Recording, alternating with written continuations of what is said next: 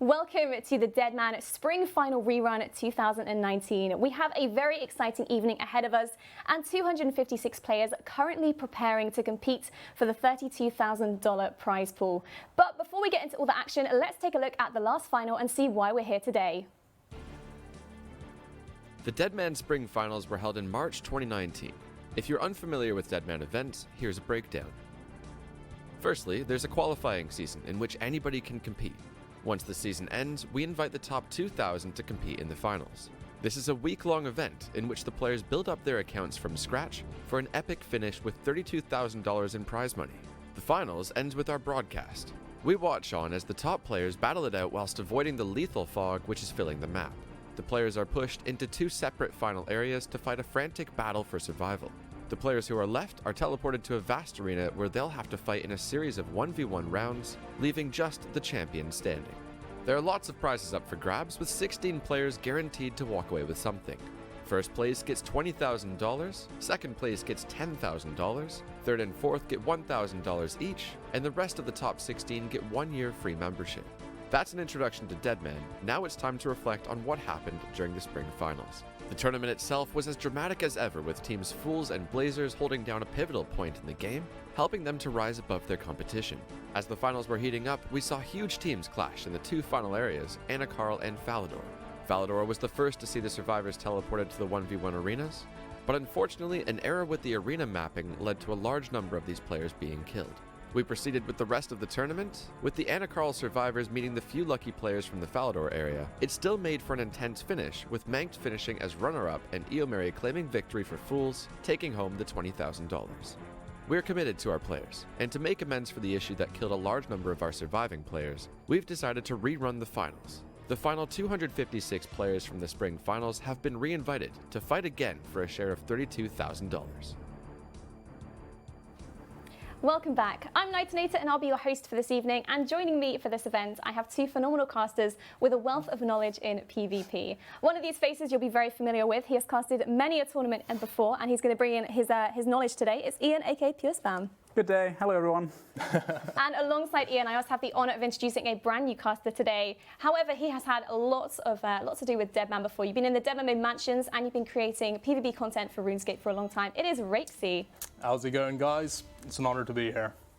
But before we get into the tournament, we're just going to do a quick rundown of what's going to happen. So we have 256 spaces available, 193 people online at the moment, and we're going to be going into the 1v1s very soon, straight into the permadeath section. We're going to be doing 8 rounds, and it's going to go right down until we reach the final. There's $32,000 on the line tonight, and the accounts are going to be geared according to how they were in the last tournament. However, they have had 3 hours to prepare today, and that means they can do trading, banking, and all questing, all non-PvP related things. So with that in mind, Rakesy, how would you prepare today? To be honest with you, if I was playing in this tournament, it'd be a case of I'd be trying to polish off all of the quests, which I hadn't done. Specifically, trying to get myself piety, which I know is a bit controversial right now. There's a few things that have gone down on Twitter, so yeah. And aside from that, I'd probably spend those 3 hours trying to farm out some PvP weapons in the wilderness, or maybe even go to God Wars and just try to get myself some last-minute OP items.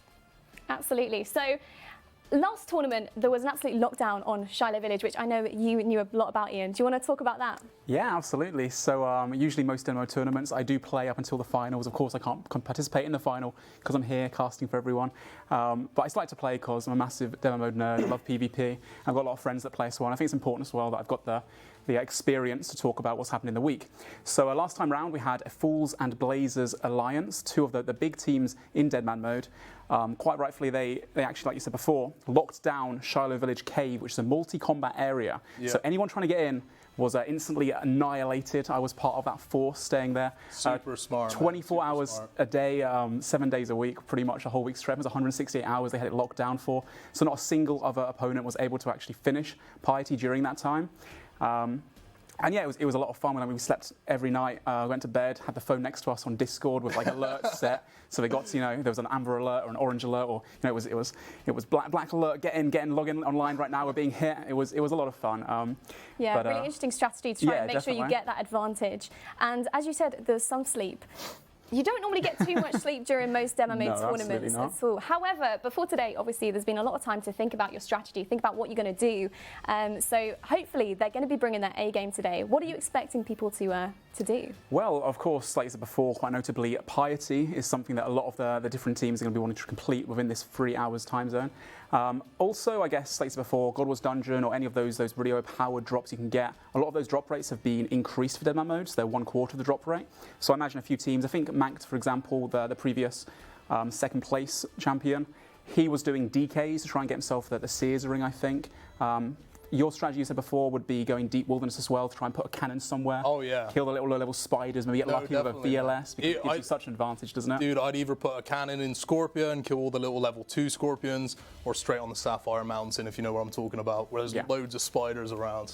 100%. And you got 3 hours, I'm sure you could get something. Yeah, exactly. There's a lot of time. So, talking about those drop rates being increased, are there any items, Rexy, that you're hoping to see today? Oh, there is. Yeah. So, I'm a huge fan. Morgan javelins. Always loved them back in the PvP days. They're just not used. Like, nobody uses them. I'd love to see them. I want to see someone throwing some javelins, getting some extra damage in. But, like, where are they? But it's because we got the VLS. Yeah. Do you know what I mean? There's better alternatives. But, yeah, if I could wish for anything, some javelins for sure. Absolutely. Anything you're hoping to see? Well, last time round we saw the Fool's leader himself, EO Merry, taking it home for the Finnish Warriors. All that money going to be put towards probably a cruise with all the boys, which is what they usually do in their summers. I think we're going to see a few more Armadillo pieces coming in, which usually is quite hard to lock down in demo mode since there's only one world you can go to, and the huge clans do contest for it. So I expect in these last 3 hours, people have been trying to get the God Wars Dungeon armors. I would love to see the amount of people go into God Wars and just rushing that. It'd be a mass right now. Like, seriously, it has to be a mass. I wish we could see, like, the last 3 hours. I bet it's a fiesta, to be honest. Yeah. Absolutely. So you mentioned some Fools members. Are there any notable people that are going to be playing today that you know of? Yeah, so content creators-wise, we had Skill Specs on stage last time round. He is also playing again, although he's playing from Australia since he recently moved. So the ping might be a bit of an issue for him, being so far away. Yeah. But he should have fun. We also have Solo Mission, who is in Blazers 2, made quite a few videos last time round. He's excited to be here. Mankt, who's probably streaming right now. All these are content creators. If they're live, go show them some love too. Let them know that we sent you. You can see their personal perspectives as well. We'll be following all the action, of course, though, throughout the 1v1 rerun.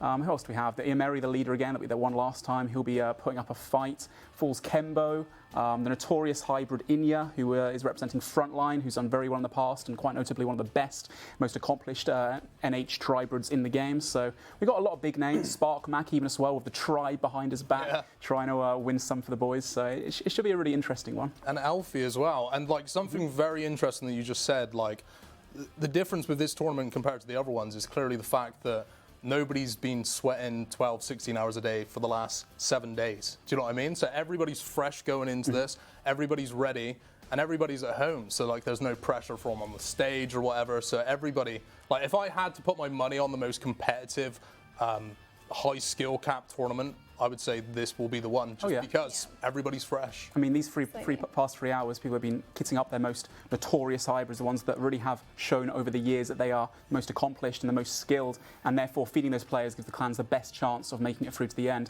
Although saying that, there's a few solo players that somehow managed to get through to the final 1v1s. Those players in particular, if they can beat someone in better gear than them, they can then pick up those items. Even if Sparrows doesn't degrade, DFS is still going to be charged, and they get themselves the actual edge they need to potentially go all the way till the end. It's anybody's game really, which is what makes it so exciting. Like the skill is going to be, that's going to throw them through this, because you're through the multi-zone already, which means that is out of the way. Some of that pressure's taken off, but you do need to perform now, and you need to perform well. There's no excuses. Usually we see the clans being like, oh, I was put on the snipe list, so I was taken out in the multi-stage.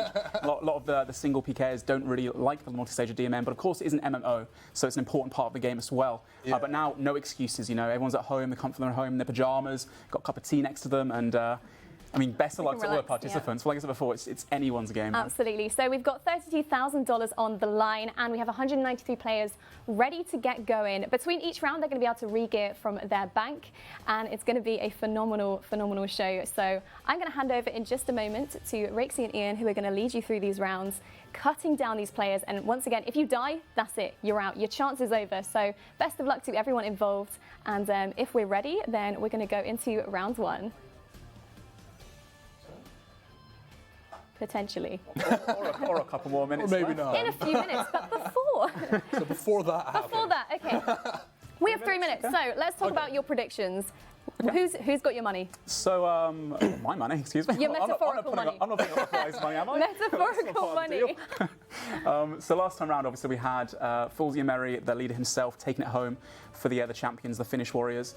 And he's decided to go for the tank setup, I believe, last time. Had Vengeance, had Armadil, full Armadil, the VLS, the lot. I think fighting someone in tank gear like that is going to be very difficult. Although, I mean, players in the past have shown it's possible. Inya, quite notorious, like I said before, beating one of the tanks near the final stages. You really can't put it. I can't put a name out there because there's just so many fantastic hybrids and players that are competing for this. If you had to choose between a clan member or a solo PKer winning, who would you want to win? Well, I mean, or do you not want to say? I'm sure Twitch will probably be like, oh, how dare you join the clans? Single players need to win. But like, honestly, a lot of the a lot of the clans have some of the best caliber PKers in the game because they've been playing for so many years now. Like, once you've been playing for that long, you kind of make friends in the wilderness and you join teams and you end up spending most of your time on TeamSpeak watching films outside of RuneScape as well and just hanging out all the time. So I imagine, there's a lot of them out there. It requires a lot of skill to join Definitely. most of the clans out there, and the ones that go far in Deadman mode. I mean, trying to get into those clans. We were talking earlier about the things that you have to do, and some of them are a little bit intense. Yeah, I mean, Blazers themselves have a presentation you've got to go for. You know, a PowerPoint presentation you've got to make yourself and hop into the TeamSpeak with like 50 other guys listening to you and judging you silently while you tell them your history. Enjoy TBing for like the good part of a month. Back when I used to do PvP, it was like if you had no experience, they were just like TBs. Next month, you've got to prove yourself, boy. And then once you prove yourself, they'd let you hybrid, you know. Yeah. But you had to split. So yeah, I mean, I have had a few solo players messaging me though, in regards to saying I got lucky enough to, somehow evade all the clans in the multi-phase and I'm in it. But how far they get, I mean, these guys have literally sweated out for a week straight, haven't they, to get their max stats in the previous tournament. Yeah. So here's a second chance for all of them. No excuses this time as well, like I said before. Talking about the previous tournament, what do you expect is going to be different in terms of the last one versus this one? In terms of the 1v1 stage, well, because the save point they jumped into was a few hours before the 1v1 actually started, there will be quite a few players who weren't fed by their clan bank for whatever reason.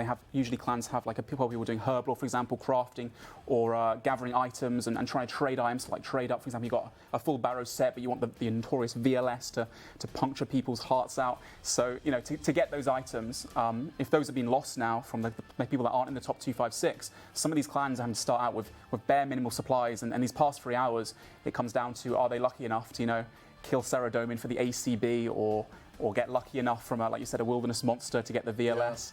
Yeah. I really don't know what to expect, really, and I guess we're going to be fed up a little bit of information as we go on, and we'll be able to give you guys more of a clue. Well, it's going to be very exciting, and we are ready to jump into it. So we're going to go into round one. I'm going to hand you over to our casters, and we'll see what happens.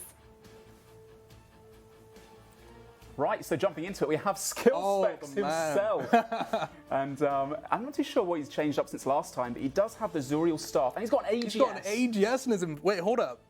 Yeah, he's not went with the DH, sadly. No, a slight letdown, but the AGS is definitely making up for... Oh, he went straight in for the spec. Unfortunately, no way, putting the premium up straight off the bat. And both these guys right now, actually...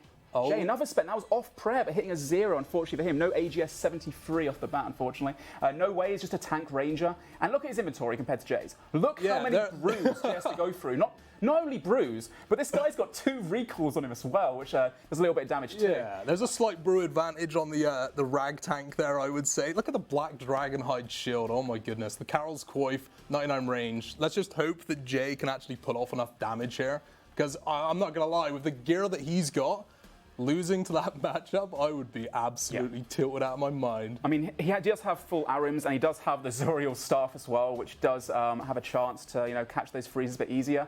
But no way with the full, the full Black D'hide, the Black D'hide shield, and the Carol's Coif, and the Snakeskin boots. There's a lot of magic defense. Jay needs to utilize the fact that he's got magic, step underneath, and try and fake out some switches so his opponent doesn't know what he's doing. Was that a Morrigan throwing axe? A Morrigan's throwing axe. It's not quite the javelin you were looking forward to. No. What's the special attack on that, anyways? What does the phrase? So the special attack, I think, might do a little bit more damage, but it also reduces your opponent's run energy. Unfortunately, that's not going to make much of a difference for skill specs right now because it's a very small arena, and he's not really running around too much. But again, just trying to catch that freeze as best he can, catches it, but he's also being poisoned by his opponent, who's using the Emerald Bolts E, which... they're the same as Myth Bolts, apart from the special attack, which can poison your opponent. So not really that armor penetrating as he'd probably like. And he's already countered it because he already has, 5 or 6 Samfrus in his inventory. So Yes. he doesn't even have to worry. Jay's obviously repping the Diamond Bolts E, and he actually has a bolt switch. Have you seen what other bolts he has? Not yet, but I imagine they might be Dragon. But I'm not too sure why he's got a Bolt Switch, actually. Maybe he's got a Poison as well, to be honest, to try and do that little bit of damage over time. But with both players having Sand Fuse, it's not really going to do much. Jay currently has 30% spec, the AGS requiring 50. And if you notice as well, a little bit about mechanics here. There are 3 styles in Old School RuneScape: Range, Mage, and Melee. And the overhead prayers you see above the characters, basically what that does is it negates damage by 40, it reduces damage by 40%. So obviously getting that prayer right every time really helps mitigate the damage you're taking. But at the same time, a lot of skill comes into, trying to switch up constantly, get your opponents to play the wrong thing so you can maximize your DPS at the same time. And I tell you what, Jay's doing a great job of it. He's doing a very good job. And it's also, look at his inventory. So he basically, look at his combat. He's level 117. He has good melee stats, all around decent stats. He doesn't have a good tick melee weapon. He doesn't have a whip. He literally just has the AGS for his melee weapon. Yeah. So that's quite a risk considering how rare the AGS will be in this tournament. On top of that, if he was put against, say, the guy just above back-to-back Flax, that guy clearly has a whip up there. That was definitely a bit of a risk to do that. He could have very easily lost his AGS, whereas instead of getting that, he could have traded the AGS for probably a whip and better gear overall. Potentially. I would say that at the same time, Jay, by catching these freezes, what he needs to do is stand underneath again, because obviously the AGS, like you said, is quite a slow weapon. It's 6 tick, as opposed to the whip being 4 tick. So if he does catch his opponent, stand underneath, go for an AGS swing, and then wait. Obviously, his attack speed is going to be the same as opponents, so he needs to do that a bit more if he can do. Another thing to mention as well is, of course, the gear that Jay is wearing. He's going to robes and not switching to his tank gear enough, and even though he's got the right prayer on right there, range can really hit through armor, and not having that tank gear on at the right time is going to slowly dwindle away his supplies. But looking at inventories right now, look how many brews that No Way has drank. It looks like Jay is going to, hopefully, if he continues this way, for him, he's going to be able to secure this win off the bat and go through to the next round. Yeah, I think you're right. I mean, he is definitely holding his own. This is just more or less a very annoying fight. Thank God they resupply your brews after each fight, because oh my days. But it's too many, isn't it? It's just too What much are we watching right now, dude? Has he got a spec yet? No, he's on 30%. No, he's on 30%, 50% for the spec for the AGS. I would say another thing as well, though, of course, like I said before, after every single round, they do get the inventories resupplied. But from this round onwards, they're going to be the same supplies: Sharks, a couple brews, couple restores, range pot, super combat. So they're not going to go on quite as long as this one. And I tell you what, if Jay loses this fight, he is going to be smashing PCs and keyboards left and right. He's never going to live it down to his Twitch chat. He's got a lot of pride on the line, as do everyone. But this No Way, oh my God, what guy? He's only 95 combat. Jay's 117. So hey, let's bear in mind though, because Jay's on that Australian ping right now. That's the excuse, is it? Yeah, that's it. If I mean, Jay's caught. He needs to win this. He cannot lose this fight. This matchup is it's unlosable. But then again, he has terrible ping right now. But he's doing quite well with his ticks there on his barrage from his full range setup. I mean, I can't talk. The last time I competed in one of these tournaments was the All-Stars, and I was shaking like a leaf. I just couldn't keep my nerves under control. So I can't imagine right now, knowing this is the first round of many to come with $32,000 on the line. All the participants, stay calm and not make any mistakes is easier said than done, isn't it? Yeah, and it looks like the fog's slowly ticking them down now. That pretty much shows how long this fight's been going on for. But I think Jay's got this. I think he just needs to use his AGS smack a bit more and probably try to get some more barrages. Yep, looks like he has 1, 2, 3, 4, 5 brews compared to 1, 2, 3, 4, 5, 6 maybe. And obviously his opponent started with a good like 5 to 10 more than he did. So I would say that Jay's definitely done a great job. But this fog now, unless he keeps this up and keeps managing the supplies properly, he could very easily lose it just by the pure fact that he's getting constantly ticked down, and he might have to brew down, have to restore again to catch those barrages. He's actually losing on brews right now. He's got a manta ray and he has under 5 brews, opposed to, what's that, 4 and a sip. Huh. This is super close. I mean, like you said just there, though, using the AGS a bit more, hitting the 34 whack is huge for Jay right now. That is 2 doses of a brew, pretty much. So he needs to catch his freeze, catches it at 26, big hit 2 on the full black D'hide, and stepping under, just chilling. But he's got to make sure that he's still doing damage while stepping under, because if he doesn't, this fog's just going to, leave both these guys with as minimal supplies as each other. So yeah, I personally think this is a very sad fight for Jay, but at the same time, it's kind of a good one. Because, I mean, he's taken the risk with just taking the AGS instead of taking, like, more optimal melee gear. So, considering that, this isn't a bad matchup for him to have. Unfortunately, I think he spec'd 3 times with the AGS, and I think the biggest spec he had was less than 20. Yeah, I think so too. I think skill specs as well as that.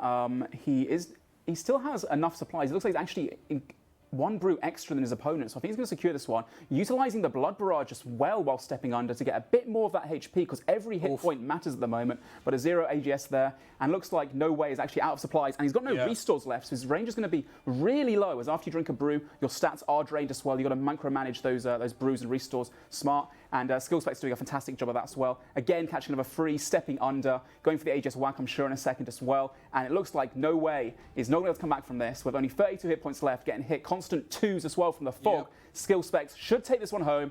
I'm sure a lot of fans in the chat back home watching one of their favourite content creators win it. Oh, the heart praise up. Yeah, he's completely out of restores anyways. It's not a problem. Good fight. Skill Specs has gone through. I am so glad to see that. Space Needle. That guy was, I think, one of Execution's leaders, I believe. So respect to him. And Skill Specs also representing GG. He was geared up by them. We currently have Eomeri Fools, who I assume is actually Eomeri himself, based on the gear that we see right now. He's got the ACB, the Armadillo chest plate as well. And he hasn't actually got the Armadillo plate legs yet. I believe last time I must have got them from someone else. Also utilising that Vengeance, of course, the range tank build, not having a magic switch, but being on the Vengeance, the Lunar Spellbook, means that a portion of damage dealt to him every 30 seconds is going to be hit back to his opponent. Now, Stinky Saeed, as well, doesn't have Vengeance. He's also a ranged tank, but as you can see, the difference in supplies right now, just ranging the whole time, not having a switch whatsoever. It looks like Eomeri Fools should be able to take this one through. He's literally just whacking him with a VLS. Look how big his lead is right now. 2 sips of brew versus like the 29 through prayer as well. It's 6 so accurate. full brews. That is actually insane. Level 122 combat versus level 98 though. There's no surprise there. But this is the kind of tank fight I don't mind watching. Do you know why? Why? He's not fighting a hybrid. That's okay. That's fine. If they want to just whack each other with VLSs, that's not a problem. Versus range tank, yeah, absolutely. And Eomeri Fools, the previous winner, first place last time round, winning $20,000, has gone through his first round. Now making it to the top 128. That was pretty interesting. Really interesting fights there. I mean, the Skill Specs one. Let's talk about that. Oh my god. That was something. How would you describe it? Painful, like in every way imaginable. Oh my god. Honestly, if he died there and he lost that, he'd never live that down. No, his Twitch chat would be smoking constantly. He had a really strong setup, and how would you have done better? Well, the thing is, you have to remind as well that the audience at home that Skill Specs is currently in Australia, which means his connection to the servers is going to be a little bit more delayed. The ping obviously makes a huge difference. So every time he clicks something, it's going to happen a moment later. And in these neck-and-neck fights, when the skill ceiling is so high, that could make a huge difference between who comes out on top and not. But regardless, man, deserves to be here and deserves to be in the top 2, 5, 6, making it through the first round. He's got 7 rounds to go or so, but can he make it the whole way? I mean, I think if he can pick up like a whip along the way, he'll stand a chance for sure. If he can get himself like a Fury, maybe he's repping the Mystic Boots right now. If he can get something better than that, he might have a shot. We'll see. I'd love him to win though. Jay, he always comes out with something. He's a wild card. I see him like. Absolutely. Yeah, I was expecting the Darox actually when you said that. Yeah. But unfortunately, not today.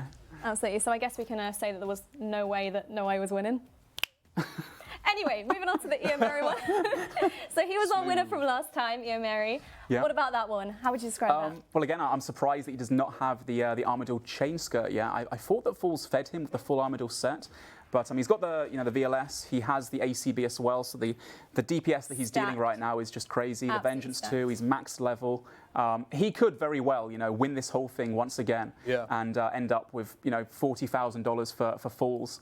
Imagine how daunting it is. Your first fight and you're going up against the winner of the last Deadman mode. I mean, I'd be shaking. I mean, at the end of the day, like if you were to lose to that, it's not like you can feel bad. Do you know what I mean? It's a good way to go. Absolutely. Well, this is, 193 of the best PKers out there, which are going to be going through. Yeah. So who is your front runner so far? From what we've seen, we've only seen a couple of people. I would say. They've been strong though. Iomeri's looking really good. I'm sure he's gonna go really far again. Skill specs, like honestly, I want to see my man skill specs go all the way. But I mean, realistically, he's gonna have to pick up some key gear advantages from now on. If he can find someone in full Armadil, or like you said, getting a whip, for example, or some better boots, just any of those little things, it can definitely go a long way. And obviously from now on in as well, everyone's gonna have the exact same matched inventories. So whole inventory is wiped to food, same amount of sharks, couple brews, couple restores, super combat, range pot, ground ones maybe. That's it. And then comes down to really skill and what gear they've got and what stats they've trained throughout the week. I mean, let's not forget he does have an AGS, which is like a god tier spec weapon for this. Like, not many people are going to have that item. So like, there's always the chance that he can get a lucky spec on somebody, maybe take a Fool's member down or another clan member. I mean, claim some good loot. It can happen, man. Like the AGS can hit 70 somethings. I think 70, whatever. In his gear, probably like a 70. Don't say it. So I mean, that's all it's going to take is for one guy who's just shaking a little bit, who's a little bit nervous, fighting with the great skill specs, and hit him off prayer, hit that 70 plus, and it doesn't matter about who's the better hybrid or who's using more supplies. It just matters if you get that KO. So he's got a lot more KO potential than a lot of the other guys who have VLSs, can't hit quite as high. But I mean, you never know. We don't know what to expect. Exactly. It is all still to play for, and it is now time to go into round 2. So things are going to hot up, and we're going to cut those players in half. So let's go. Okay, what is this? Wiggler versus oh god, I have no idea. Lim. Let's call it Lim. Wiggler versus Lim. And it looks like we've got a Tyrus Ham bone crossbow warrior, and he's about to get 2 hit. Oh my, okay. Yeah, that's a GG. Good job. Good job. Oh my god. RNG game indeed. What? That is a free win if I've That guy ever don't seen even one. eat any food. Dude, he just got the freest freebie ever. Oh my goodness. Next up, we have Normie Alphaeus. Well, the man himself is also probably streaming right now, and looks like he's opted for the VLS as well. Did manage to get himself the DFS, which was going for the last 3 hours on live stream, killing Black Dragons. His opponent is Fools Ulapa, level 102 combat, quite a few combats lower, and he's only got Mystics as well. Mystics, range, and Mage, and that is it. The Crystal Shield, though, having a lot of defense, but Alfie has one as well. I would put my money under Alfie right now, but it's a difficult one, man. I don't know. Oh, Alfie's he got could the have killed him right there. Yeah, Alfie definitely has the more superior matchup right here. The VLS, the R-Rims, he's got a very well-rounded set, to be honest. I remember the last tournament, in fact. I think Alfie did fairly well then. And with the gear he has now, he definitely stands very good chances of going quite far. And another thing to note right here is Alfie has himself a rune pouch, whereas Fools, he doesn't. He just has free. He's got 2 extra inventories where he's just wasting food effectively. As you can see, Alfie's almost won this already. The food difference is absolutely huge right now. I think it's fair to say that Alfie's more than likely going to be taking this one. And there is a very big difference, 20 combat levels between Alfie and Fools right now. The cheeky Morgan's throwing axe, the VLS spec. Alfie is doing oh my god. Yeah, Alfie's got this. Holy. Okay, yeah, I think this is fair to say this is in Alfie's corner right now. Like I said, guys, these people haven't been sweating for the past 7 days. Let's bear in mind that every single tournament that's taken part before this one, every single person that's taken part, they have played 7 days, probably playing anywhere from 12 to 16 hours a day. And none of these guys have had to done that. They've come in this fresh. They've come into the tournament. They've probably been practicing in PvP worlds or in the wilderness for the last couple of days. And, you can see it right now. Like, I can see a huge difference. I can't see nervous clicks. I can't really see misclicks. It's seeming pretty good. Fool's open, probably wants to try and get himself a freeze on Alfie if he wants to stand a chance, but he is completely out of food. I think it's fair to say that this one does go to Alfie, and there you go. What is this? Oh, we got Fools versus Skill Specs. How is it looking? Oh, Skill Specs is actually winning quite considerably. He's not doing too bad. Okay. Well, I mean, he does have a, let's have a look. What's this? Oh my, yeah, there's quite a combat difference. Skill Specs being a level 117, Fools being level 95, the Crystal Shield, Rune Helm, No Boot, Power Amulet Warrior.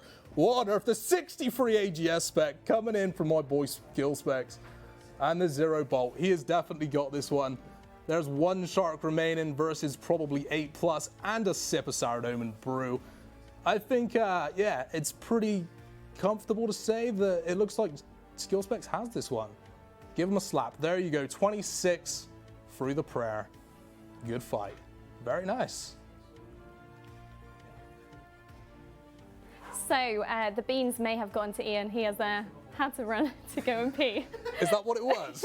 I thought, okay, yeah, okay. I But thought he was that's pointing okay. at me. I was like, what on earth have I That's done? okay. He managed to witness the first fight, which was pretty much a blink and you miss it. What was that? What was that? God, I don't know. I feel like that was probably. What just happened? I feel like that was probably a case of clan members giving up to a clan leader or something, or someone higher up in the Okay, clan. well, you're talking about the bone crossbow fight. The Tyrus Hound Warrior. Potentially, yeah. I think he probably just realized he didn't stand a chance. Like, I mean, I'm not being funny. When you're there with a Tyrus Helm and you're there with a bone crossbow. Look, I don't want you dissing the bone crossbow. Hey, I have gone into come on. Deadman What are you with going bone to do with it against a guy that's in like full barrows? Well, you know, it can be strong. But we have another game, so we're going to go look at that now. Oh my God. Oh, and it's over already. 32K madness. Beautiful start. Next, please. That was gingivitis, was that? Okay, who do we have here? Tom the Man 9. I recognize that name. Against Crayon Twitter, I believe that says. And it looks, oh my, that's very close. Wow. So there's 2 sips of brew for the level 102. And Tom's actually at a level disadvantage. He must have just gone with the mage range setup. And it doesn't look like it's done that well. He only has 1 shark remaining. The fog is currently ticking down. However, he does have soul runes in the inventory. He should have blood barrage. So if he plays this correctly, he might be able to pull this back. If he can get a freeze and a DD underneath, as much as I have to say, I absolutely despise those filthy DDers. Not my kind of hybrid at all. You're supposed to stand like a man when you're hybriding. No way. He got the redemption off right at the end. Is that going to make him win it? Oh, wow. Tom the can't believe Man. that. What a beast. And the bad man is as well as he falls down, unfortunately for him. The next fight we have is Toby versus Zhou, I believe is how you pronounce it. And Toby is representing the full Infinity Robes. What an absolute, well, magician. Doing really well there and catching some freezes too. He's actually looking like supply-wise, he's got a lot less than his opponent. And his opponent's got some much better tank gear, of course.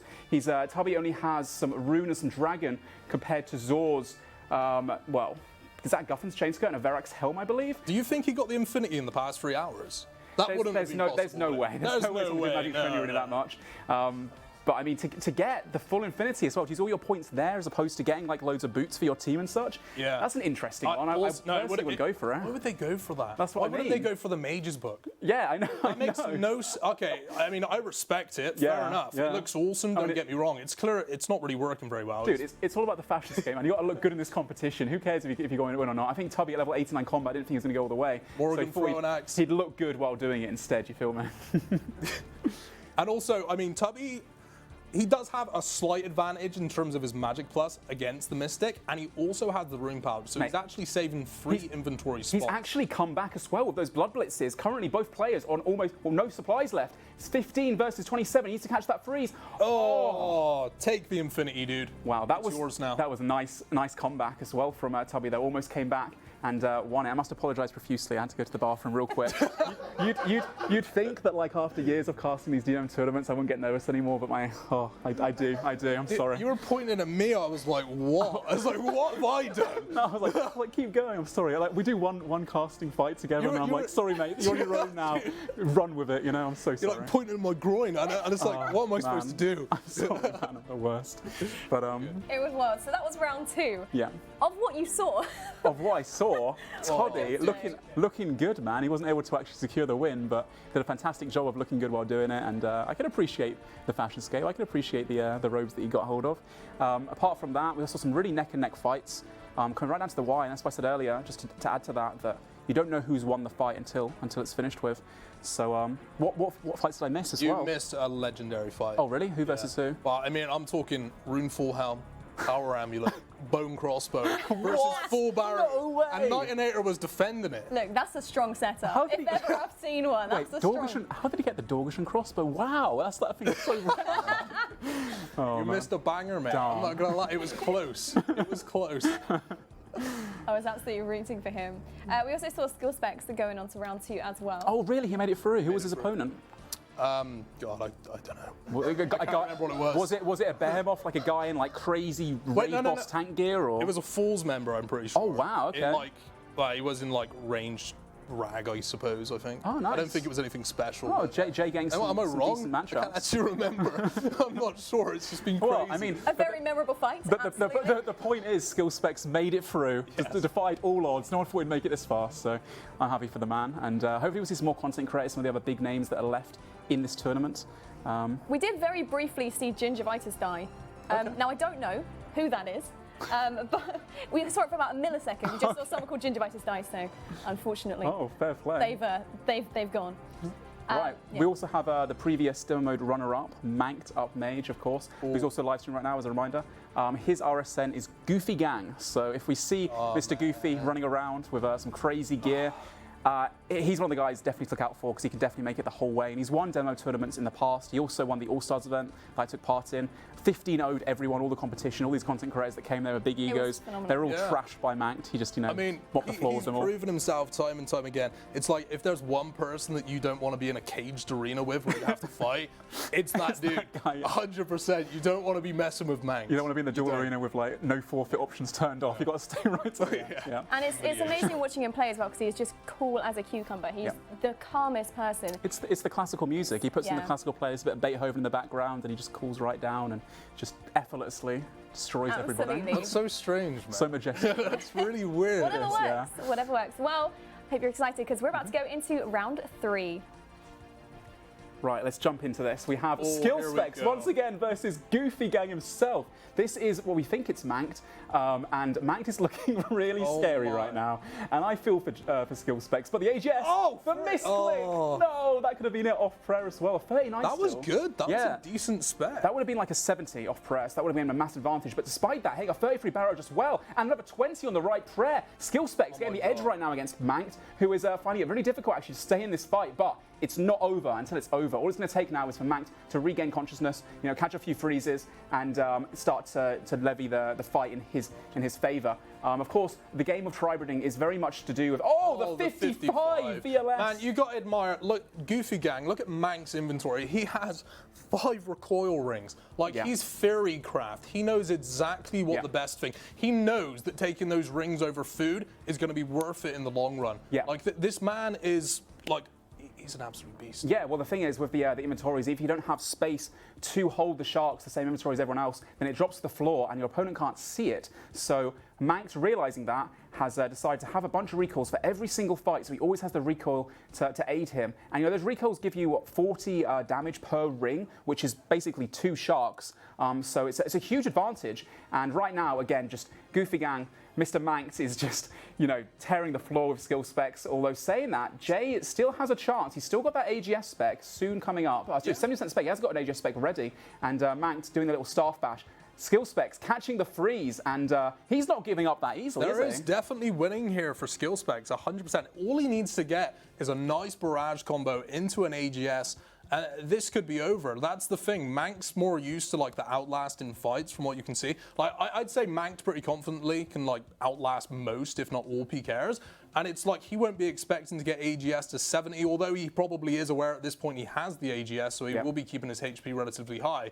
Like, skill specs could still win this, but when you look at the gear difference, there's clearly a big gear advantage to Goofy Gang Manked.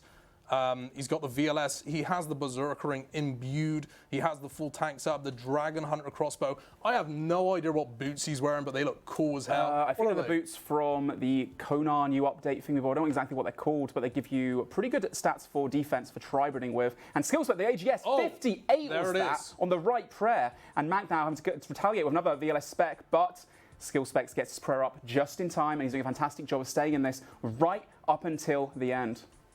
Oh, he got frozen there. That's very, very unfortunate. It looks like Skill Specs only has himself 4 edibles left, 3 sharks, 1 Karambwan, but he still does have the soul rings. He has Blood Barrage.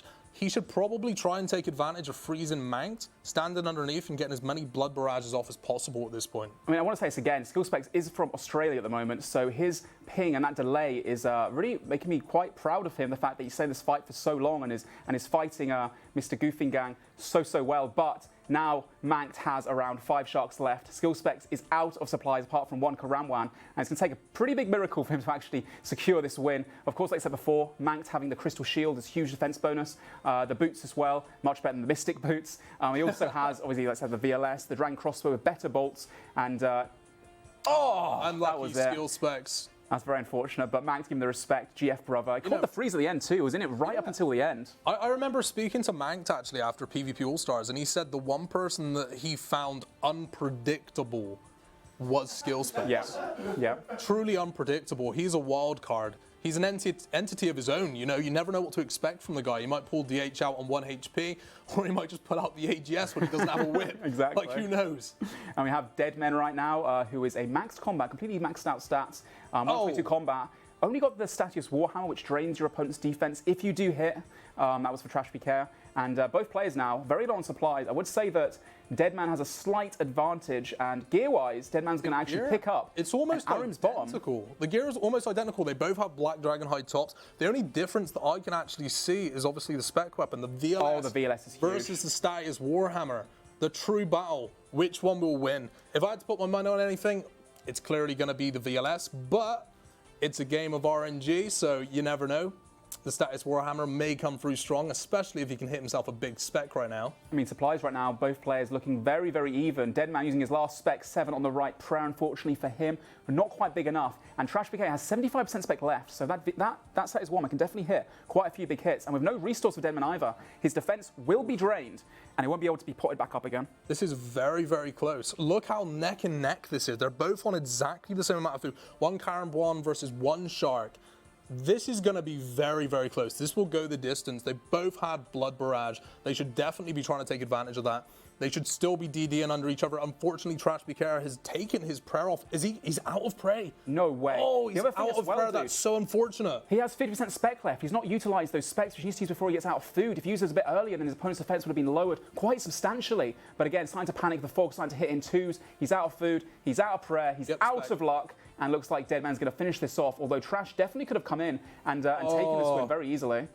Dying with 2 specs is such a bad idea. The guy has what, like 30 hit points left as well? I mean, I feel like he was clearly kind of panicking there by the looks of it. He had 2 specs, he could have brought it back. Again, it comes down to the wire, those end fights, and it comes down to experience as well, not, you know, shaking, trembling like a leaf like I did at the All-Stars event. It's a difficult one. But skill specs, unfortunately, falling to Mank, or rather quite fortunate for Mank, previous second place winner, might be able to go the whole way again. I don't think Mank actually picks up any notable increases in items that he needed because... Do you think he'd take the AGS, though, over the VLS? No way. I don't think he would. The thing about the VLS is it hits through your opponent's 25% of their defense. It rolls off that. So it's a no-brainer. When you're doing an Outlast fight, not a KO potential fight, it's got a smaller max hit, but you've got 4 chances to... poke your opponent's eye out with, so to speak. It's a great all-round weapon, and you can whack with it a bit faster than the AGS. Oh, you got to give mad props though to Skill Specs for pulling out the AGS, man. That's very respectable. I love to see it. Definitely. That was a really interesting fight. We also saw briefly, we saw Luno fighting, and I think Luno won that one. Who is Inya, who was the 2008 winner. Yes, 2018, sorry, not 2008. Yes. It's not been going that long. 2018 winner. Oh, okay. So that'd be really interesting to see how they go on to the next round. Definitely, like I said before, he's one of the more accomplished hybrids or tribrids in the game. He's notorious in the singles community as being one of the best, if not the best. So him against Manked would be a great fight to see, both being in tribrid gear right now. Yeah, that was a great matchup. I look forward to seeing who wins the next one. So which was your favourite fight out of those ones? Which was the standout? For me, it'd have to be the last one. That was so close. That was ridiculously close. Like, you could tell the poor guy was just panicking towards the end, which you are when you're at like 10 HP and you're getting hit by 2 fogs every like tick, basically. Like, I can't blame the guy, but he should have tried to get his specs off. Just very unfortunate. Yeah, real shame. Those specs, they can hit like, what, 50s, 60s, depending if he had piety or not. Probably not He didn't have prey, but he could still certainly hit like 30, maybe even 40. And like I said before, it drains your opponent's defense level, so that might have given him the edge where his bolts would have hit a tiny bit better and could have closed the win for him. My favourite fight was definitely the skill specs versus Max, two of my favourite content creators going at it. Everyone likes that, you know, the whole... The giant versus the guy who's you know, comes out of the mist. So that was definitely a fight to watch. Kudos to Skill Specs for putting up a good fight, nonetheless. Absolutely. It's really interesting as well when you have someone along the lines of Manked who's won so many things before, and we have what I like to call the God view, where you can see their invent, you can see their prayer, their spec, everything. It's really interesting to see behind the scenes and how they're playing, because I personally love that. I think it's so interesting. Yep. It is very good. And also, you know, take some tips. It's great for the next Deadman. But we're about to go into round 4, so let's see what's up next. Oh, solo mission, the IRL Necreal. What an absolute beast. He's up against Luno. Oh my, solo mission has some very good gear, but he's gone with the rag tank setup, man. You're not a fan, are you? No, I'm not a fan. You might not be a fan, but the 47 being hit back with Vengeance definitely gives him a slight advantage right now. And we said before, Luno, I believe, is Inya, who is one of the frontline members, one of the best hybrids in the game, apparently. We have Solo Mission as well, who needs no introduction either. He's a content creator. He's played numerous DMMs. He held down Shiloh Village with Blazers last time round, and he made it quite far. He's currently rocking the Dragon Crossbow. I guess he's got some really decent bolts as well, which do a lot more damage. And Vengeance 2, slowly ticking away. And also a Statius Warhammer. Unfortunately, no VLS for him, but it's still going to help in having 2 attack styles. I don't know if you're checking on Luno's inventory. Literally every single tick that there's a chance for him to get like taking damage, he has the recoil ring equipped. Like, this guy is actually on another level. Yeah. Are you seeing this? Yeah, he's doing 4-ways constantly, just trying to fake out his opponent, trying to get his opponent to pray the wrong thing. And Solo Mission's defense bonuses right now, he's got very tanky range defense, not the best mage defense, but still, he's got the Carol's top on, and that's why Solo Mission's predominantly praying magic. But if he gets hit by that VLS off prey, he can still smack 50s. Does Solo Mission have dragon gloves on? I can't really see it, it's quite far away, but it looks like he's wearing dragon gloves. What? He quested for his... Can you zoom in on that? Yeah, he dragon does, gloves on unless they're red gloves from Canifist, but I don't know he's grabbed those. Why would he buy them? No, they're dragon gloves. Oh my, Solo Mission. Oh, he's gone hard, You man. absolute monster. You've been playing your Iron Man for too long, my friend. Oh my goodness. He's also level 122 combat as well. Dude, dragon gloves won't save you there, buddy. If that was a Vengeance, it would be really nice. And look at his inventory too. Look at those recoil rings. 6 recoil rings. So he's planning to go right through to the end. But if he can't beat Luno here, that means that Luno's going to pick up all those recoils and have a substantially higher advantage compared to his future opponents. And again, able to go right till the end too. It's all about what you can pick up against your opponents. The Vengeance slapping back for 46, getting hit a 34. Luno has got the food advantage. But can he stay in this and keep doing his constant 4-way switches up for much longer? How worth do you think the recoil rings are in comparison to, say, a brew or a shark? Well, like I said before, if you every single fight we have, the same inventories are dropped to the floor if you don't have space and your opponent can't see those food. So every fight you have 20 sharks, for example, he can just pick them up again straight afterwards. He's not at any disadvantage from bringing the recoils in. He just got to manage his inventory carefully. For all we know, Solo's got a couple sharks on the floor right now, but I would expect him to have picked them up already. Again, as well, a lot of people would say that the tank setup is the best, and we saw Eomeri with the tank setup winning last time. But right now, the Luno's 46 showing. Status Warhammer. Damn, that was big. I think the main advantage with the tanks up, even saying that Solo Mission is clearly a loss right now, it's the simplicity of it. Like, if he wants, he can just do a 2-way switch and keep his eye on his prayers. Like, that's the advantage. Whereas Luna has, like, at least 4-way switches to do every single game tick.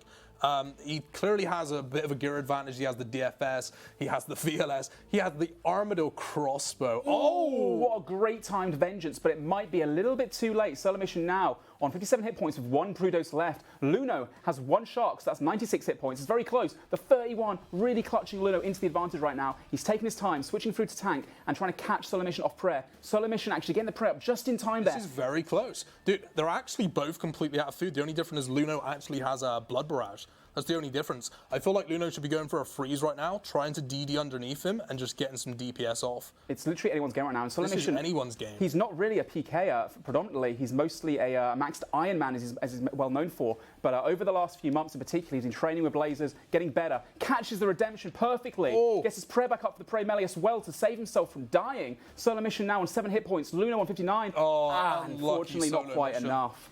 There it was. Inya representing Frontline. One of the previous MMO winners going through, beating Solo mission, proving that Tribrid can beat tank if you are skilled enough to do so. Oof. Another AGS falls to the ground. There's nothing there that'd be worth taking for him. He actually had an armor crossbow anyways. So who's this? Fool's 8 versus... How do you say that name? Swing. We'll call him Swing. Both players maxed combat. Fools is... This guy is a high member of Fools. Oh, He's the known by 51. many. No way. What? There He got may the be a redemption up comeback as here. well. That was a huge comeback, and he could have killed him right there too. The 43 whack. That is one of the best comebacks we've seen so far. That was so close. Again, they were both completely out of food, the both of them. And I think Fools actually just picked up a huge advantage for himself. He got himself not only the Armadillo chain skirt, I think, but also a DFS, which compared to the defender that he has, it's a lot of defense bonus, a lot of major defense bonus too. What a great pickup for him. That's insane. Like, that guy's clearly going through to the next round with like a huge advantage. Yeah, definitely. That gear upgrade right there, massive, absolutely huge. Fools are looking incredibly strong at the moment, and I believe that they have the most clan members in this final at the moment. wow. So, I mean, they are just knocking them out left, right, and centre. I think they stand a really good chance at the moment. We also saw the fight between Luno and Solo Mission as well. How about that one? Honestly, for a moment there, I thought that Solo Mission was actually going to come back and, and secure the win, which I was. No offense to him, he's a great friend of mine, but he's not known as being a super accomplished PKer as Inya is. Luno. So either way, though, it could have gone either way. And again, it just goes to show just how close these fights can be and how on the edge of the seat we are, waiting to see what the last few damage splats could be. Definitely. I mean, there was definitely a few opportunities there for Solo Mission to get like a nice venge into a status Warhammer, or even a bolt. There were a few points where he got Luno down to like 20 health, and he was pretty much at full. So he brought it pretty close. Kind of unfortunate towards the end. Obviously, he had 6 recoil rings left, which is going to help Luno out in the next round. So I think that set him up pretty strong. Definitely, and I also mentioned as well, having the status Warhammer, that might have been the difference. Not having the VLS has a bit more DPS, a much better spec as well. If he had the VLS, I reckon he could have had that in the bag. But absolutely. So just getting some updates on who is still currently in this. We got some bad news. We've got Normie Alphaeus and Manx are all dead. They're out of the competition. Something that I think is really interesting is we saw Solo Mission with the 6 recoils. Manx had a lot of recoils. Everyone seems to be dying with recoils. How do you think that strategy is going? I'll leave you for a moment just to process that, Ian. What? The previous winner and second place both out already? Absolutely. Well, that's a surprise. It is a surprise. It seems like the recoil ring thing just isn't working, right? You just said that they're all dead. It clearly ain't working very well. I mean, maybe if Ring of Sufferings were a thing, it'd be okay, but it's not. No, got removed previously. I think the recoil is firing back to hit them. Yeah, I mean, at the same time, the players that now did manage to beat Manx and Emery and such, now they have, and Luno as well, the frontline guy, they've got so many recoils now, they're going to have right to the end, so is it going to make a difference? I don't know, man, but again, sorry to repeat this over and over again, but it's like we don't know who's going to win, we don't know how it's going to perform on the day, what kind of gear these guys have kit up certain members with. It's completely different this rerun to the last tournament, and that's what makes it, in my opinion, just so exciting. Absolutely, it's so unpredictable. Yeah. So it's all to play for. It's all still to play for as we go into round 5. Oh my! Look at the 2 setups they have. We've gotten rid of all the Dorgish and crossbows. Now we're on to 122 we're combat. On to the real players with their gear. Look at the gear subs they have. Straight in with the VLS from Blazer's Rise. against Fools Jazzka. Yeah, so Reese is one of Blazers' top picks for being, geared up in the best gear possible.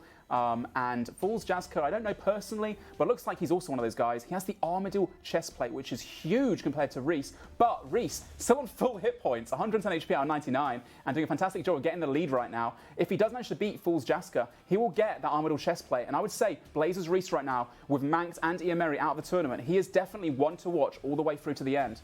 They both have Mage's Book, they both have Zuriel staffs. This right here is like the most intense fight we've seen so far. The gear setups here are max, best in slot. Look at it, the amount of damage they can put out. Fools is currently losing to Blazers right now.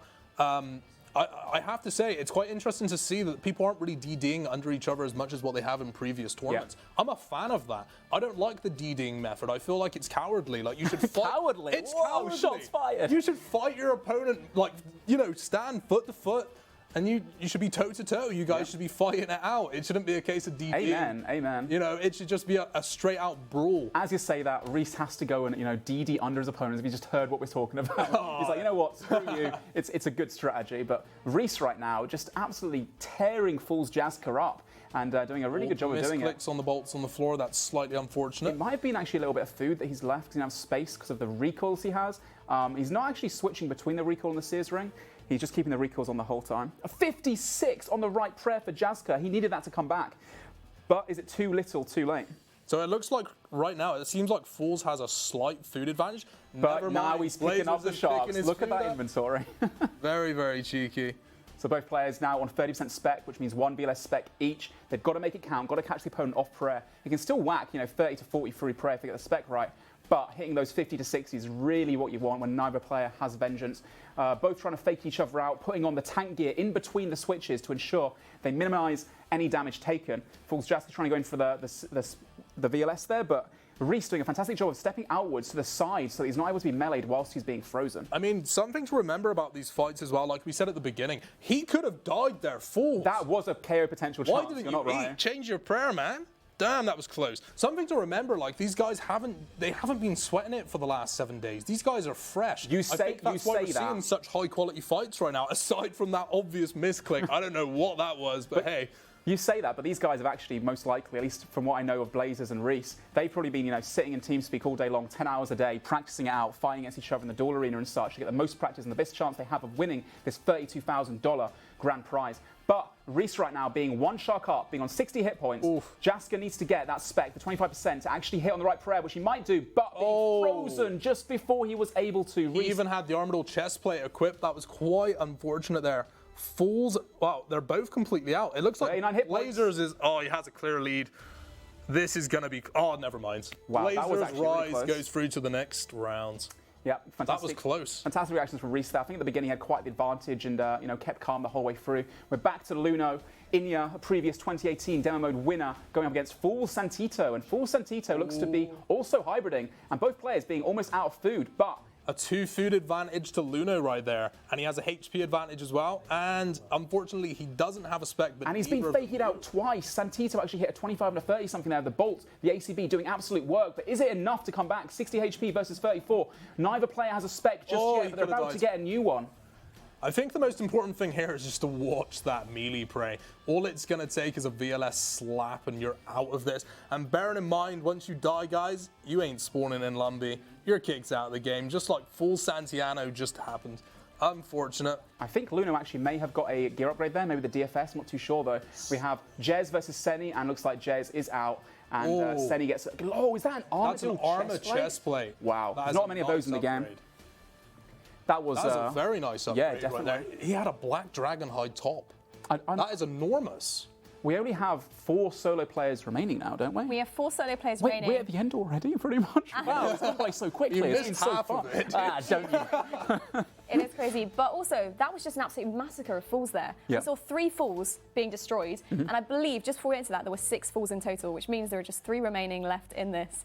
The tables are turning. Yep. We've lost some really big players in this. I mean, what do you reckon is going to come up next? Any predictions? Well, I'd say obviously going into this now, if you have the Armadyl chest plates, manage to gather off one of the well-fed guys, one of the raid bosses, then your chances are looking really nice. But at the same time, we've seen players who don't have the Armadyl chest plate and are still able to beat that player with just a Carol's top. So it goes to show that skill does matter here. Skill, RNG, everything counts. It's just one of those games, like, at the end of the day, if you're a very good hybrid and you're confident in yourself, it doesn't matter. Like, you could be against somebody then pretty much max gear and being like mystics, and you could still potentially win, but you need some good RNG on your sides. Yeah, absolutely.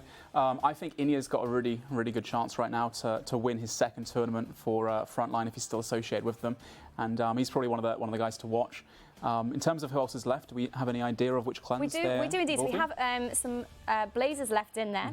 We have, I'm not sure, so Inya made it through. Yeah, Uno. I think they're either with Frontline or Lit. Okay. We have, I believe, one member of GG. I'm not sure whether they made it through that round or not, so we will find out in the next round. Nice. And the rest of the 4 solo players, plus, of course, the 3 Fools. So it is all still to play for, and it's really up in the air. There are 4 solo players left? Well, there were 4 going into this, so we will see in a moment. We'll get an update and find out who's currently remaining. But I mean, I would love to see a solo player make it right to the final. I mean, if they're going to win, this is the one that they're most likely to. And I want it to happen, multi-stage again. So I'm pretty sure a solo player won once, and it was. I'm not sure if this is 100% right, but I swear it was the. Do you know the Barbarian? What's it called? Do you know where you get the 10k and the shiny boots? Our own village. Yeah, that place there. I swear a solo player won that in the multi somehow at one point. I might be completely wrong, but somebody. Are you talking about Wooks when he was tick-eating in the No, fog? it was someone else, but I do remember that, yes. And You Never Learn as well, I think, was the one that won that one. By tick-eating at a bank, I believe. So a quick update before we go into round 6, which will be slightly longer. There are 3 solo players remaining, so they're doing well. Ooh. They're standing strong. Wait, 3? There's 3 still remaining. How many players are left in total right now? Left in total, there'll be 8. Oh, that's good. It's not bad. It's very exciting. So, without further ado, let's go round into round 6.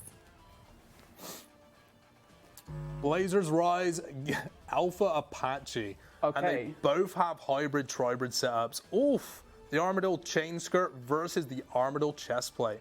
This is a really interesting fight because these guys do not like each other, from what I remember. I used to play Deadman a while ago. So, yeah, legit, this is an interesting fight. This is all to play for. The smite! This guy is confident, man. Yeah, I'm He's telling out you. for blood right now. I know, yeah. So Apache, Mike, as he's known as, from my knowledge at least, I hope I'm saying this right, he's been around for many years in Deadman mode. He used that was he a could have great died thank you. there. He's actually been part of Blazers before, years ago, until he was kicked from the team, which Reese is still in. So why was he kicked?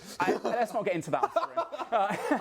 But Reese right now, he's got everything to play for, trying to, represent his team right now. And Mike Apache really wants to show to them, like, it was a mistake, you guys kicking me. Now look at me, I'm taking the win for my other team that I'm with. I'm not too sure who he's with. I'm sure we'll get confirmation sometime soon. He's picking up his Sharks, but right now, interesting. Alpha Apache actually has. Yeah.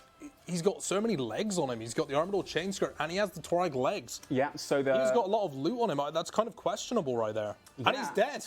What? Unfortunate, a KO? Man, Blazers Rise. CVA, he says. What do you mean CVA? You should have got your player on right, or 8 and higher. Reese taking him down. That was a huge KO, and he picks up the Armadyl chain skirt as well, which gives him full Armadyl. Oh my, yeah, I think that Rise right there, he has a very solid chance of potentially taking this home right now. But right now, we're against Wiggler versus Seni.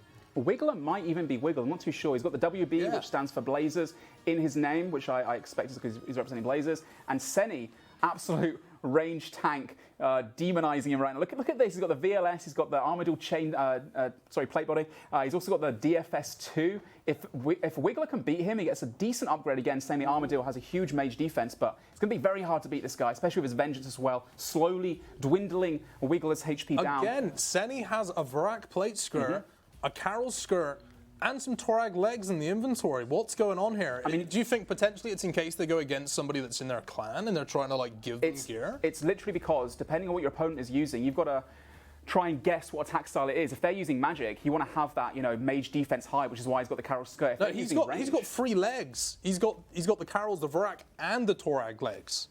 The Torag legs probably have a tiny bit higher range defense, maybe. But do you really think that's worth taking over like an extra shot? I mean, I'm not good enough personally to do it, but I mean, Seni's on another level right now. It's just, gliding around this ice rink at the moment and trying to do as much damage as he possibly can. But we need to catch this freeze. Is he able to on the Armadyl chest plate? It's very difficult right now for him, but secures the freeze. He's probably going to step under potentially, but I mean, when he catches that freeze, the problem with Seni at the moment is he only has range that he can use while he is frozen. So Wiggler can just, focus on his switches, trying to fake you out, and, just saying that, hits a 34 of the VLS off prey. But then again, he does have the Armadillo crossbow, which is, the best in this fight right now. Like, that is pretty much the best in slot that he could have, aside from the Morrigan Javelins, of course, which we haven't seen much of, unfortunately. But it looks right now like it could be either of these guys' game.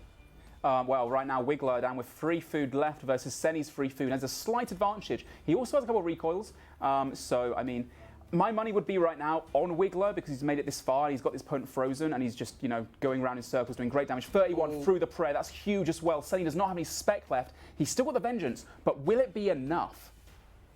I think it will be. Like I said, Seni has a Varrock plate skirt and Torag legs. I don't mean to keep going on about it, but it's bugging the hell out of me. What were you thinking, dude? But yeah. I'm very glad to see that Wiggler's working him right now. It looks like he might, maybe not, maybe I spoke too soon. DD underneath. He's also got Dragon Gloves. This guy was on the solo mission grind as well. Look at that. Oh, the 45, that's probably secured the win for Wiggler. And another one, 0, unfortunately, but 67 HP lead versus 18. That is a huge advantage right now. Although saying that, all it takes is for Seni to get a spec. If he's got 25% spec, can he utilize it? Can he get that VLS spec to hit a 50 and come back into this fight? The Vengeance hitting just enough to not kill him. Seni's going for the VLS right now, trying to fake it out, get some hits off prayer, but only a 2. Wiggler just catches one last freeze, and Seni is out of the game. But he does have the redemption prayer, trying to flick it up. Can he catch off that redemption, that clutch? Here, if Wiggler hits a 0, but it's a 52 to secure the win for him. Wiggler. Wow. Oh my. That's what we like to see, I like to see the hybrid, the Tribid has to win over the range tank every single time. Our next fight we have Matt against CRA, I think. Again, we got a bunch of skilled tribers in this tournament. Not many range tanks left, which is something we've not seen in a Deadman mode for quite some time now. And as these fights have gone on, you can clearly see that the upgrading gear, pretty much everybody at this point has the max best in slot. We're talking VLS's, Armadillo crossbows. He's even brought the Toby. It only gives like a +8 mage or something like that, but every little helps in ensuring you catch those freezes and get that advantage by DDing under your opponent. Both players right now trying to fake each other out, making sure they're switching again to their tank setups. They minimize any damage taken. The spec on the right there, the 42. That is huge for Matt. Can Emoji get one back? A 33 through prayer as well. Doing a fantastic job, but the next freeze is going to be absolutely crucial here, isn't it, Tom? It is indeed. And it seems like Math doesn't actually have Blood Barrage by the looks of it. He only has Ice Barrage, which is kind of questionable. Do you think that he might have forgotten to take Soul Runes into this fight? I mean, it all comes down to your ability to click the spells, and a lot of it comes down to muscle memory. A lot of these players don't really utilize Blood Barrage, but there you see from CRA getting a 32 Blood Barrage, a percentage of that damage is actually healing him as well, which is giving him the edge he might need. And if it comes down to, a Shark's difference or a couple of HP difference right at the end of these fights, those Blood Barrages really do make the difference. Hey, it's a tongue twister, man. But yeah, this is looking pretty close. I think that it looks like Crab has a bit of a clear lead right now. He's only actually eating free food. Oh, it's Crab. I was saying CRA. Yeah. Crab emoji. The Crab emoji, Oh, of course, man. I get the Twitch chat. See you later. Right, looking at inventory supplies right now, both players looking pretty even, I'm not going to lie. 95% spec for Math, and only... Oh, exchanging a few specs there, not hitting too much, and now Crab is out of spec, but he has 43 on the right prayer. That's all it the takes, wrong man. prayer. Those 40s or those 50s, and that's suddenly 2-3 sharks down, and it's pretty hard to come back from that. The VLS is a savage spec weapon. I mean, it's a little needle, man, and it really gets into your opponent for sure. It's something that you don't want to be on the wrong end of. No, even without the spec, man, it can still, it's got the accuracy of like an AGS. It's a little bit faster, not quite as strong, but you can still, whack a few 40s here and there, which makes it absolutely adamant that, you keep your distance against your opponent, keep him frozen at all times. And spec coming in here, just a hit rather. 9, not too bad. And also on top of that, the VLS can also hit like consistent 50s. Obviously, it's not the most accurate thing in the world, but it can still do it. It's definitely more ideal than taking, say, a God Sword, for example. It definitely has more uses. As you can see, I don't think we've even seen a single whip in this tournament so far. Have you? No, because VLS and Stat Hammer are probably better. Because if you are able to, DD on your opponent, it doesn't matter how fast or slow your weapon is. If you're hitting hit for hit, the 41. It's just so back and forward right now. Math, taking the lead, then Crab getting a few specs in here. But Math now has 40% spec. He's got almost 2 VLS specs to come back into this fight.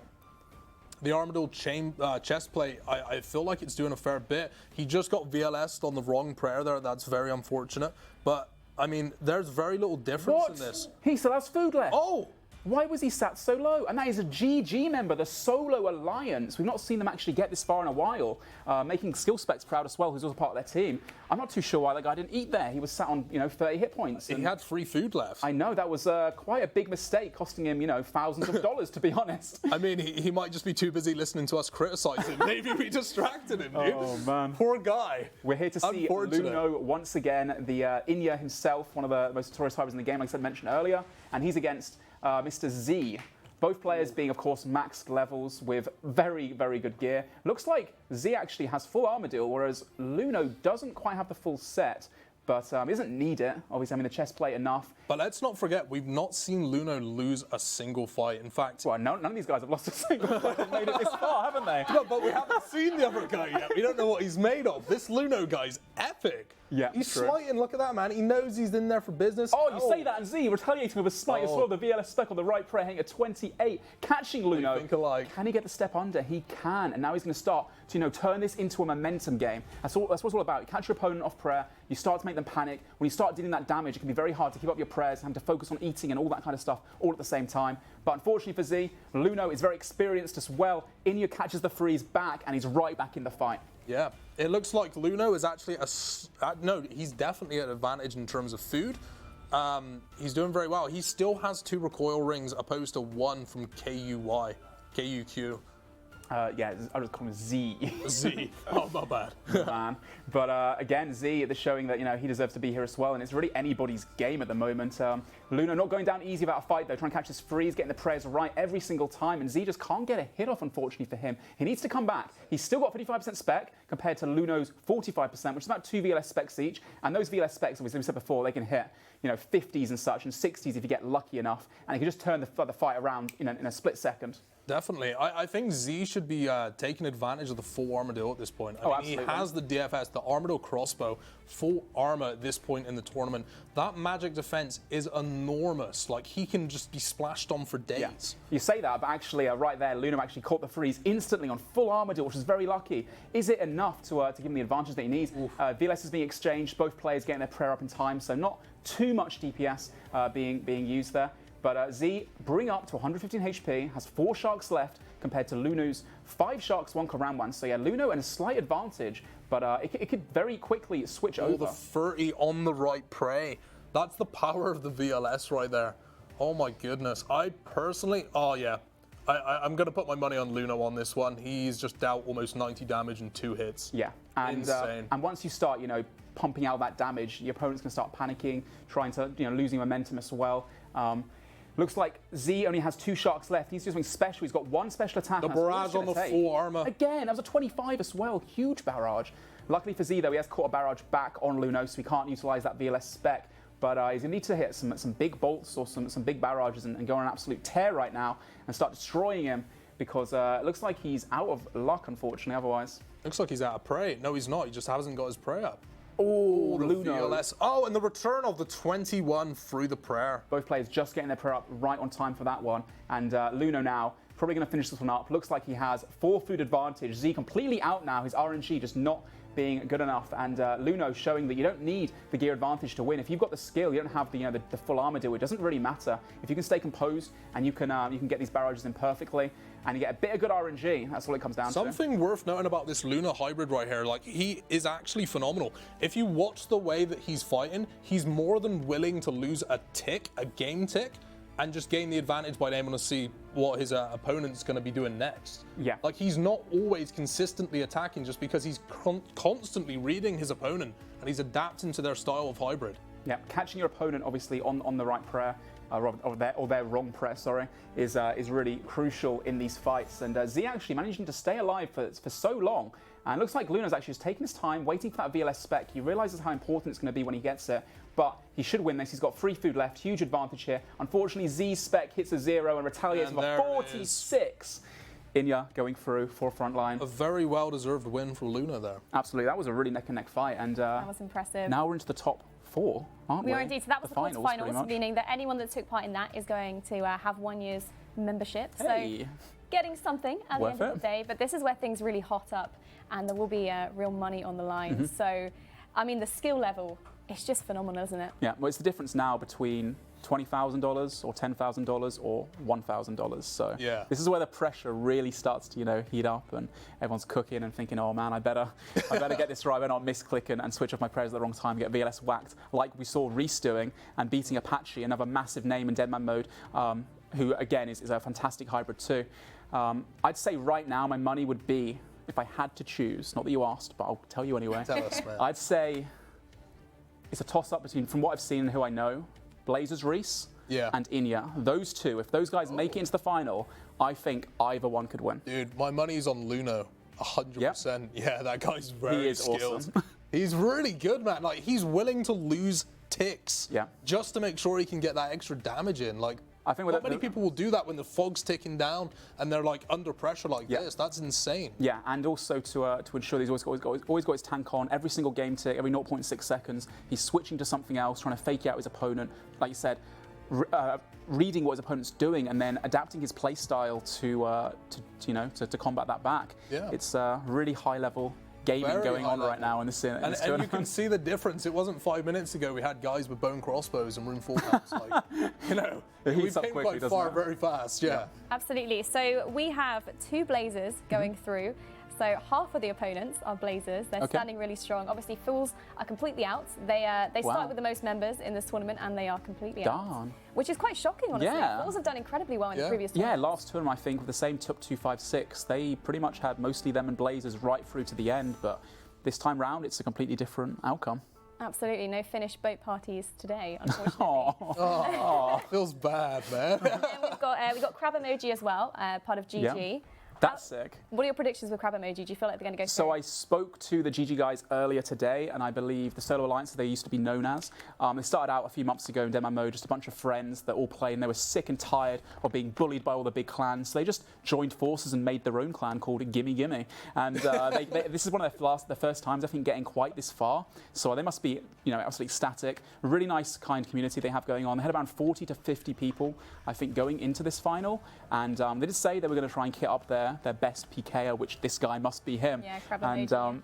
and showing that you never know really like where these PKers are from, and some teams that really go unknown, I guess, up until spotlights like this were able to show their true prowess and true skill. And it's a good place to make a name for yourself. Yeah, definitely. So, absolutely. I feel like Crab Emoji has a good chance. And then, of course, we have your favourite, Luno, going through as well, showing some really incredible skill. 100%, yeah. I mean, God, like he's reading his targets perfectly. Like it's actually phenomenal to watch. Like that guy has true skill. I've not seen anything like that in a while. No. Genuinely, I do think that he's probably either going to win or come second, in my opinion. Yeah. I think he'd probably be on the money there, but at the same time, I've not seen some of these guys. I still don't know who WB Wiggler is. I'm not sure if he's Wiggle, the actual Blazers team leader himself, or another guy going by the pseudonym, like someone like Aloe, who won 3 of the 4 Deadman Mode beta tournaments this past week. Maybe Bellis, who's been streaming a lot recently, doing really well. Syed as well. They've got a lot of really top-notch PKs there. Reese, like I mentioned before, he's fantastic as well. He's one of their best hybrids. It's anyone's game, man. It's anyone's game. I know I keep saying it, but it really is. Is that 07 Rise, by the way?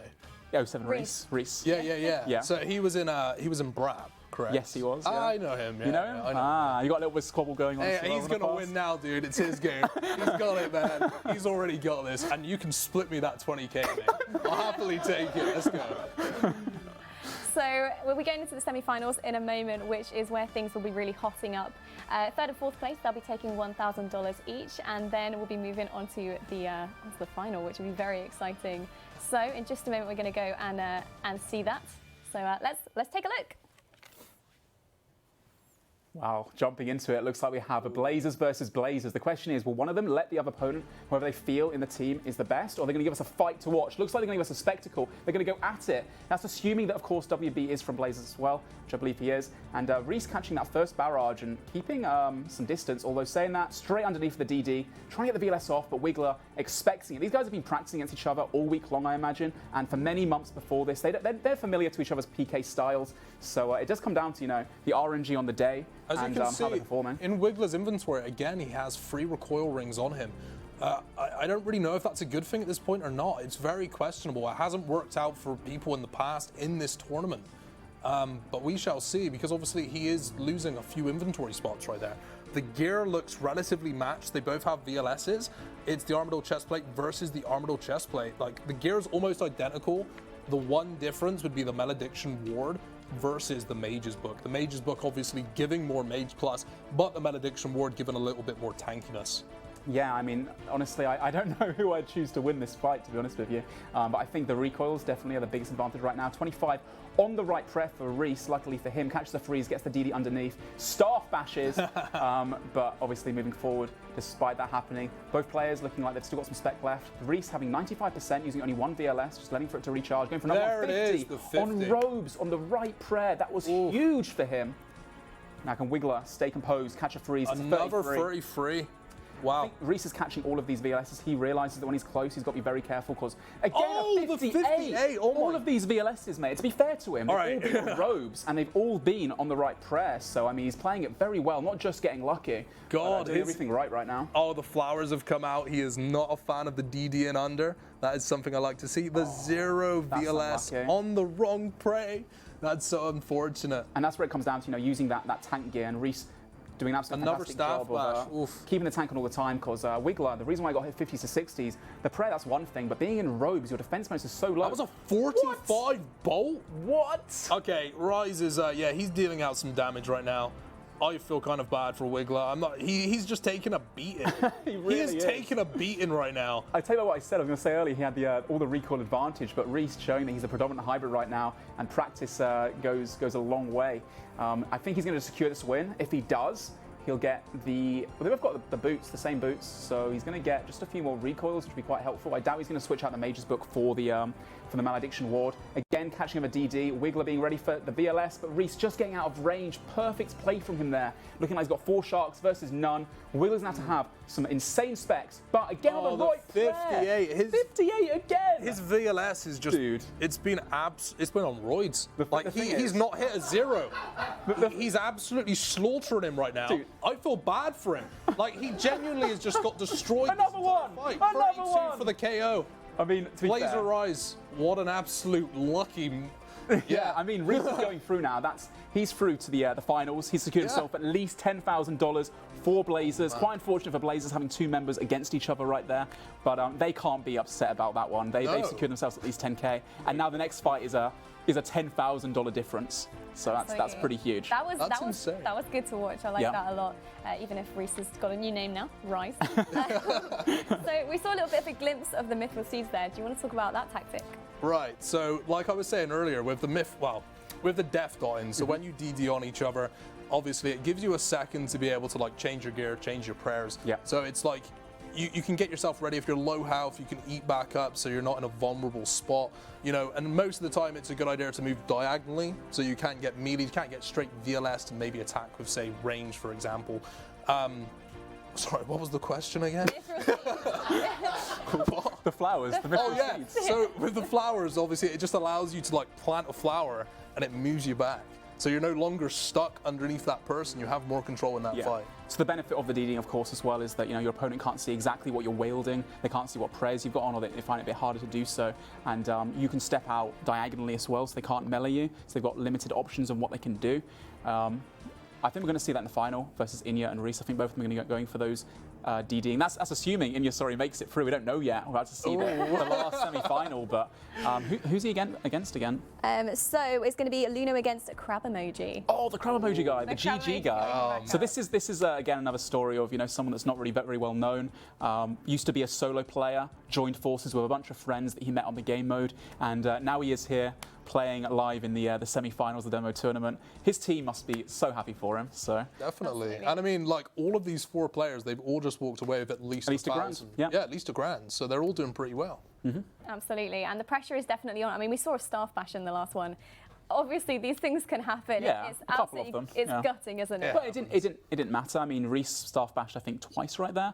But despite that, he kept composed and he just took it on the chin and kept PKing like an absolute monster, as you described it. 60s. And every single spec was a 58. Geez, the RNG. I bet he was wishing, why couldn't that happen in the final if he doesn't end up winning it? But Yeah, that's some really, really good. phenomenal stuff. So in a moment, obviously, we're going to see Crab Emoji and Luno. What's your prediction? You know what I think. I think Luno's got this. From what I've seen, I think, yeah, Luno's where my money would be. I don't think you should count Reese out just yet. And the Crab Emoji boy, I personally hope he puts up a very, very good fight at the very least. Well, we're about to see. Let's take a look. Oh, Luno versus Crab. The inventories are relatively similar. The only difference I can really see, the big one there, is Luno has the full Armadillo. Again, that's going to give a huge magic defense. Those barrages, this guy is going to be completely... He's just going to be very... What's the word? You're not going to be able to... He's going to be greasy. Like, you're not going to be able to catch a freeze on you're going to be slipping, splashing all over the way, not being able to catch a freeze like you say. And Luno as well, having the boots too for more mage defense, more mage attack.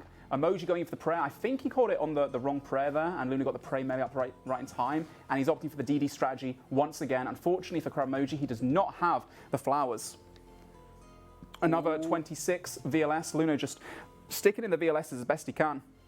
But Crab Emoji going to have to catch this freeze here if he's able to, getting the prayers wrong, but catching the freeze on full Armadillo, that was huge, going for a VLS, faking it, 23 bolt, that was beautiful as well, catching another freeze on the right prayer against Luno, stepping under, and now turning the fight around. Luno, knowing that he was unfrozen, he got the premium up just in time there for him. Crab is bringing this back for that kind of start. He actually seems to be doing quite well. He's actually winning right now, quite significantly on food. It looks like Luno's used 5 food, whereas Crab's only used the 2, the free now.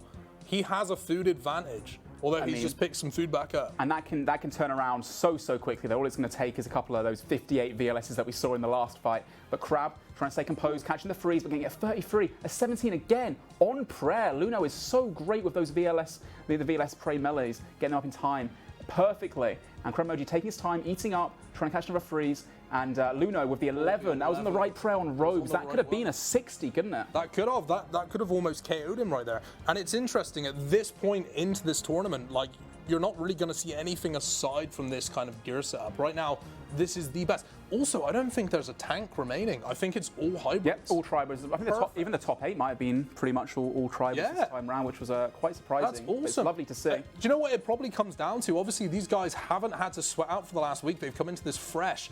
And I think it's like your mental. It's like, what's the worst thing that could possibly happen? And it's dying to a dude that doesn't even have freezes. Yeah, when you start to lose against some of those guys, it's very hard to, stay composed and to keep your hopes up and your morale high. But Crab Emoji not out of this one yet, catching the freeze on the Armadillo, getting the DD, and starting to take control of this fight once again. He's out of spec, unfortunately. In the last couple of specs he hit, didn't quite hit and high enough. He got 1 hit on the right prayer as well, but hit like a 0 or something. Luno still has 1 spec left. Is he going to use it here? He does. There he does. On the 41. 41. My man. But, I think he might have this. I'm not entirely sure. I think this could go either way. I mean, the full Armadillo is incredibly fierce. That's something that I don't like going up against. Like, try catching a freeze on that. True. But at the same time, I think Crab Emoji's freezes have been very lucky up until this moment when he just splashed 3 times in a row. But up until then, he was catching some beautiful freezes. And now he's got to, try and get the prayers right and try and just to predict what his opponent's going to do and try and catch that freeze back. But that's a big bolt. 27 on the right prayer as well. On the robes. Luno a 30 barrage to follow it up with again. And now he's just going to start steamrolling Crab unless Crab can catch that beautiful freeze. Oh, the staff bash. He has to get underneath. He has to get underneath. Can he DD under? Perfect. Unfortunately freezing. And, I mean, looking at food right now, Crab is completely out of food at 85 hit points compared to Luno. He has around 180 or 200 HP altogether with all his food in his inventory as well. So he's got quite a significant advantage. He's got 5 edibles and a sip of brew. Oh, he's got the sip of brew as well. Yes, he's looking at like... Crab is completely out at this point. Pretty much double the inventory. But this is going to be... If Crab can bring this back... This is going to be a miracle. That freeze right there for Crab was crucial because both players have that VLS spec. And if you catch your opponent off prayer, it's going to be, huge. That's the difference that it can make.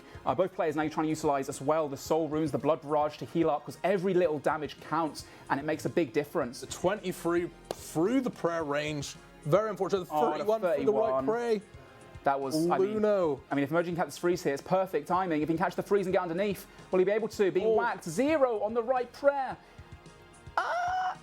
I think Luno's got this, man. He still has 3 edibles and a brew sip. Yeah, I don't know, man. I don't know what noise that was I made either. Luno, I think, looks like he's secured this one, catching crab emoji here. But at the same time, he's got one little prayer potion left, one dose left, catching the redemption. But now he's got no prayer left if he uses another redemption. He's got to be careful here. He's on 27 hit points. The whack could kill him. Crab has a VLS spec. He does have a VLS spec, and it hits a 19 on the wrong prayer. I mean, he had to just go for it at that point and hope that Luno changes prayers, but Luno's now on 90 hit points with the brew. Crab emoji is on 15. He's 1 hit away from losing, a difference between $1,000 and $10,000 to $20,000. But it could still happen, man. I've seen it happen before, although saying that, Luno has a spec with a VLS, and it's probably going to finish him off. Oh, never The bolt mind. does. Takes him out with a 39 bolt. Hey, respect from GG, he says, as he falls, though. Huge respect there. And now we have Inya representing Lit and Frontline going through to the finals to fight out Reese, one of the Blazers members. Wow, absolute scenes. That was fantastic to see. Was that a fair fight? Let's talk about it. Definitely, yeah. They both had like pretty much matched gear. They both seemed like a very high standard of hybrid in terms of skill. Yeah, that was it was a good fight. For sure, yeah. I think he definitely did his team proud as well. GG, I think it's one of the first times, I might be wrong there, one of the first times that he's taken home money, secured a win. So they must be really happy. I don't know what he needs the money for yet. I'll have to find out. Maybe I don't know if you can get a cruise for $1,000, but you never know. Maybe like to Grimsby or something. Sounds like a great cruise. Hey man, they can go canoeing on the weekend or something. They can have some fun. It'll be all right. Yeah, so it's still $1,000. Yeah, absolutely. And the skill level is just through the roof at the moment. We saw some craft use of redemption and things there as well. Tell us about that prayer. Okay, Someone who's newer to RuneScape. Yeah, so the little blue heart prayer, which is pretty cute, that you put up when you're low hit points, once you're out of food. Basically, it drains your prayer points that you have remaining and heals you for a portion of your hit points. Not very much, we're talking like 20 or so hit points, but it can keep you alive when you otherwise would have died and can make the difference. A lot of these fights do have come down to, you know, those redemption flicks, getting on the perfect timing when your opponent hits you. And if you do manage to survive it and get under, I think it's 10% HP or 20%? It's under 10%. 10% HP, so under 10 hit points, if you're able to flick it on that perfect moment, then it can definitely save your life and bring you back into the fight. But it's incredibly risky. It is very risky, yeah, because you take your prayer off for a second. And high risk, high reward, I guess. Exactly that, yeah, that's what I like to say. People have came back from doing that. Like, there have been huge comebacks for people using that method, so it works. Definitely. Absolutely. As we predicted, we were talking earlier about these two absolute machines going at it. Reese, representing Blazers, who came second place last time. Manked up Mage taking it for them. Unfortunately, Manked went down a few of the rounds ago. And we have Inya, who I believe is rocking with Lit. We've not really talked about much this tournament. Potentially Frontline, potentially Lit. Okay, I believe that most likely he got into the multi-phase through playing with Lit, who probably let him in, or he snuck in somehow, because that multi-phase is so deadly. And so maybe he's giving a split to Lit as well, who we haven't actually seen much about during this tournament or spoken much about.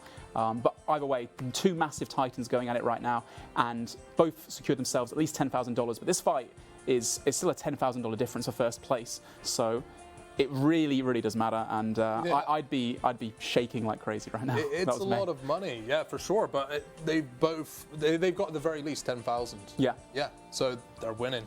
And Blazers last time round as well, they took home the second place. Like I said, Mank took home $10,000. So from this DM tournament, they'll be taking home at least 20,000. So I'm sure they're very happy about that one as well. Absolutely. So what do you want to see from this fight? I want to see Reese continue with the 58 VLSs on the right prayers, but I think it'll be hard for him to catch Inya off prayer. That guy is so quick on the sticks of getting that prayer melee up. I think it's going to be a really neck and neck fight, and I think it's going to come down to the wire. Again, we might see a few of those redemption flicks that we just talked about, but absolutely, who knows? The VLS it's proven to be just an incredible tool. Yeah. It can really cause some damage. Oh man, I'm so glad they added it to the tournament as well, because it makes for these really awesome, spicy moments where you're just like, you think someone's won, and then suddenly you get a few big hits to the forehead, and bam. I mean, it's such a game changer. Like, it doesn't matter how much food you're up. It's like if you get poked 50-50, it's like, whoa, chill, dude. That's half your food gone, yeah. Like, I need to brew up here a minute, man. Like, just leave me alone, you know. So yeah. What about you, Rexy? What do you want to see from this final? I want to see, to be honest with you, I'd love to see a VLS KO, an unexpected. Yeah. Like, that's what I want to see. I want to see something crazy. Maybe a VLS into the Gmaul. It's not going to happen, but I'd like to see it. But no, I'd like to see a very high VLS KO. That's what I want. Absolutely. Well, I mean, we could potentially see it. There's a lot of things that could come up. Maybe some more flowers, some more mythril seeds, a bit of gardening midway through. Yeah! Woo! That's what the demo is all about.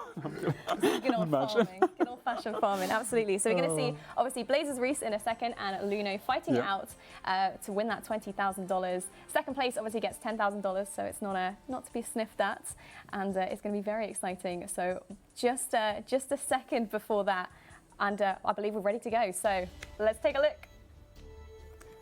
All right, jumping into the mix with Blazers Reese versus Luno in the demo mode rerun. Final, $10,000 for second place, $20,000 for first. It all comes down to this. Reese going for the freeze. Is he able to catch him? Unfortunately not. And Luno catching the freeze. Luno, my man. Being able to step underneath now and start taking control of this fight.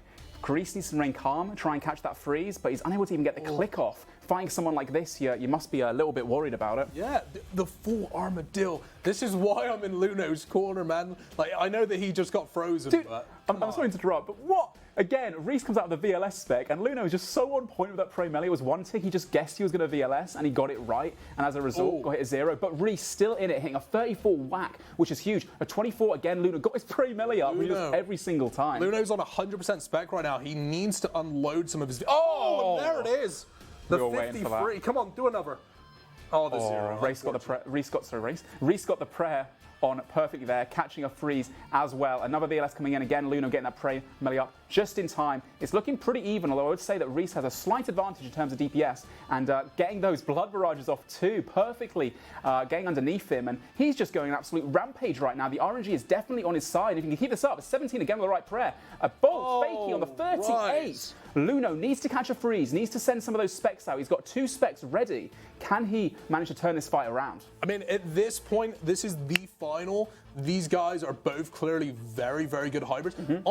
Reese, I'm saying his name right, he hasn't even eaten a food. Look at that. Wait, what? He's not eating a food. Nah, he probably has, I think. Wait, has he? No, he's not. He's got a full inventory of food. But has he picked them up off the floor, or is he actually not eating any food and just used blood barrages to heal himself back up again? If he has, then I think this one's in the bag for him, because looking at Luno right now, he only has 4 food remaining compared to Reese's at least double supplies. But Luno trying to go for the VLS and Reese very smartly going out. Step. Yeah, the diagonal steps so that Luno could not melee, and he was not anticipating that. Again, stepping out just enough so Luno cannot go for the VLS spec. And Reese, 49 on the right spec. This is what it's all about, man. Like I was saying earlier, the momentum, once you start to get that advantage, start hitting hits off on the right prayer, it can be very hard to, remain composed. And with $10,000 difference on the line, looks like the pressure is slightly getting to Luno right now. I was not expecting this. Luna's done incredibly well this entire tournament. I mean, they both have, but he's eaten 2 food. I mean, part of it is obviously the fact that Reese has gotten quite lucky with some of his RNG, I suppose. It is an RNG-based game.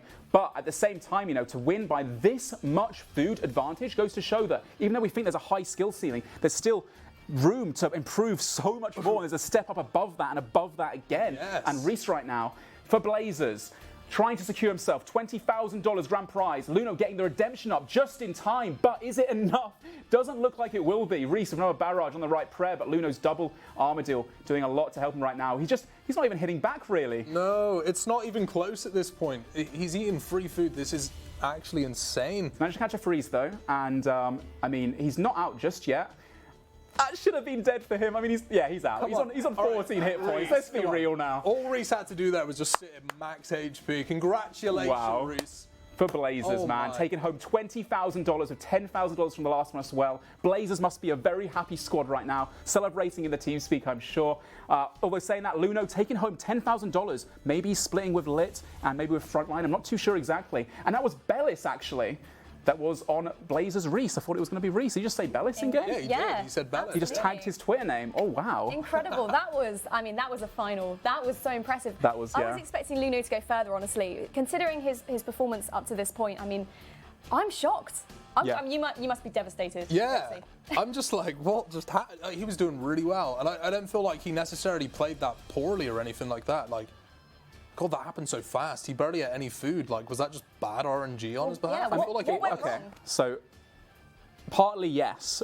Blazers Reese or Bellis, not too sure who was on the account or who that person is. Maybe he's changed his name to, like, try and being conspicuous, all that kind of stuff.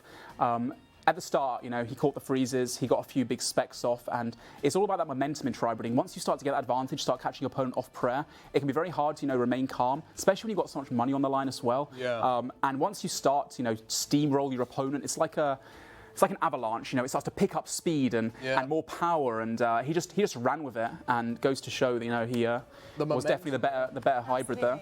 Because Luno won the 2018 Yep. Deadman, so you'd think that, you know, he'd be a little bit used to the pressure, but things just clearly went wrong, and sometimes it is down to the RNG, it's down to the hits, and clearly it just didn't happen. But I mean, there's no doubt in that those two, the two some of the best finalists in the there game, were are some they? of the best. Yeah, like they were clearly, like they outclassed so many people in this tournament. I mean, yeah, sometimes it just rolls like that. That's RNG for you. Yeah, I'm very happy for Bellis as well if that was indeed him for winning, because he's just started live streaming recently. He was saying how, you know, names are made in these tournaments, people who aren't very well known, and Bellis, you know, showing that he's one to watch in the future for upcoming tournaments, which we should probably mention as well. Absolutely. So there is one coming up in a couple of weeks, which is the summer Deadman final. It'll be starting on Saturday, the 29th of June at 8 p.m. BST. I'm personally going to be playing in it, so I'm very excited. I'll be the next winner. Hopefully not back into the hopefully not back to the Draenor manor for you. Look, let's not talk about Bring it up. And of course, the next tier tournament as well will include the multi-phase, so we get to see all the clans fighting it out, all those massive barrage clumps and chinchompas, those poor things being thrown left and right, millions killed in the carnage that ensues. But it should be one to watch. So mark in your calendars, 2 weeks from now, 29th. And I look forward to that one as well. Absolutely. And just before we do move on and take a look at that, I want to talk about, obviously, we were talking about tanking versus tri-breeding. Yeah. I mean, you're quite an advocate for the tank, right? That's your favourite. No, quite the opposite. No? Yeah, I much prefer hybrid into tanks. I thought you liked the stand and keep it simple approach. No, did you not hear me the entire time? I was like, I want him to lose. Like, no, it's just... He doesn't like the DD. I think that's cowardly, don't you? I'm sorry, but like, back when I used to PK back in the day, it's like, if you were tanking in a fight, in a war, you did something to upset the leader. Like, that was punishment. Okay? Yeah, like, you only got the hybrid if you were doing good that week. So, no, you know, it's just, you just sit there and it's like you got the most simplistic clicks. It's just not fun. Like, yeah, it might be optimal in some ways, but I mean, today... I feel like it takes as much skill as what it does to be a tri-bred hybrid. And I mean, today, going to show, like in previous DMM iterations and finales, we've commonly seen the tanks getting really far. And a lot of people complain about it, saying, oh, you know, tanks broken, all this kind of stuff. But today we saw, I think, in the top 8, maybe most of the top 16 even, all had those tri-bred setups, and they all, you know, beat tanks to get there. We saw Iameri, the last winner of the demo tournament, losing. And I think what it comes down to, like we said earlier, is that whole week building up to it, you're kind of exhausted. You're playing 20+ hours a day for a lot of these people, being woken up at midnight because invaders have come to Shiloh Cave and you've got to get online quickly. So I mean, something to bear in mind, it's like, you know, if you are playing in this and you've just played for 7 days in a row, like you've not changed your clothes, you've been in the same joggers, the same shirt for 7 days, like you're stinking. And then all of a sudden, like I told you that in confidence. You're up against a dude in full DH with the Torax helm, the VLS, the DFS, and he's just whacking. Like, you're just, come on. Like, you know, it's not going to make you, it's not going to put you in a good mood, is it? No. Do you know what I mean? And he's just whacking it out, DPSing you, and it's like, you just give up. You just sit there like, oh, I just it's demoralizing, it, you know? Definitely. It's not fair. Like, it shouldn't be allowed. Why is it allowed? It shouldn't be. I feel like we're digging up some real emotions here. Did you by any chance lose to a tank in a finale in the previous Deadman mode? No, I died at Mage Bank once. Oh, did you? Rot's leader, in fact. Really? Yeah. Did you have a Venge combo or something and stacked you out? Oh, dude, I think he Virak flailed me to death, man. Nah, not the Verax flail. Oh, dear. Oh, it was bad. Well, that's why they nerfed the Verax flail, because the tail of Rakesy in previous... No, actually, no, sorry, I wasn't that bad. No, he AGS'd me. But yeah, he was in Virak, so I was very upset. Fair play. Well... Yeah. So obviously with the summer Deadman coming up, what kind of strategies are you expecting to see throughout the week? As you said, not a lot of sleep. What would be your first go-to, day one?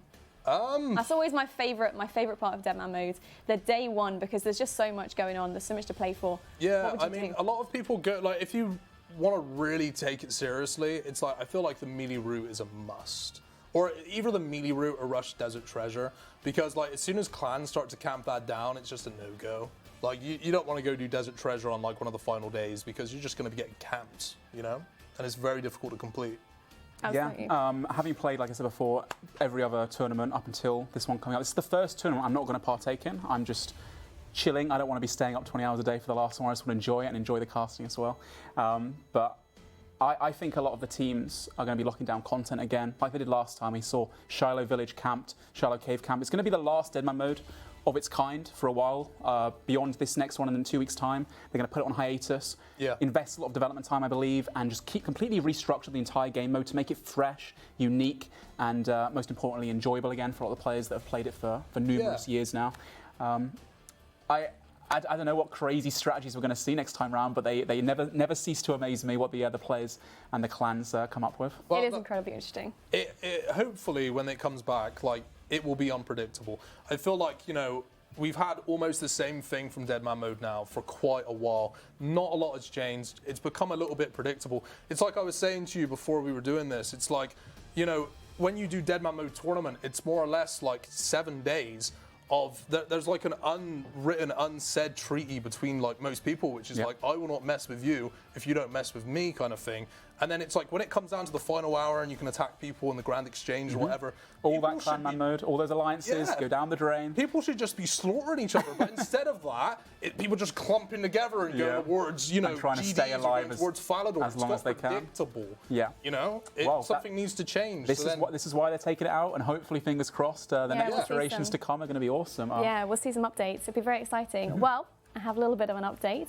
So both finalists have been checked by anti-cheating accounts, and the accounts are completely clean. So Blazer Reese, he will be the confirmed winner, taking home $20,000.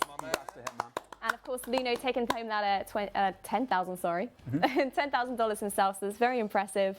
So it's congratulations to both of them. And of course, like I said before, the Summer Deadman final will be on Saturday, the 29th of June. So if you are in the Invitational, then make sure you do play. It's going to be great. And the Tournament Worlds are going to be getting reopened as well so that people can practice, which I personally love. Tournament Worlds are freaking great. So thank you very much for watching this tournament. It's been phenomenal. And appreciate Jagex for popping it on. It's been fantastic, and having me here as well. Everyone in the Twitch chat for coming out, supporting, chucking all your crab emojis or whatever you've been spamming in the Twitch chat today. No crab emojis, hopefully. We've not seen the chat at all. No, we haven't. We block the chat. We asked not to see it because we were too nervous. Also to the guys in the office, of course, as well. Rock, Bruno, we have Shed, we have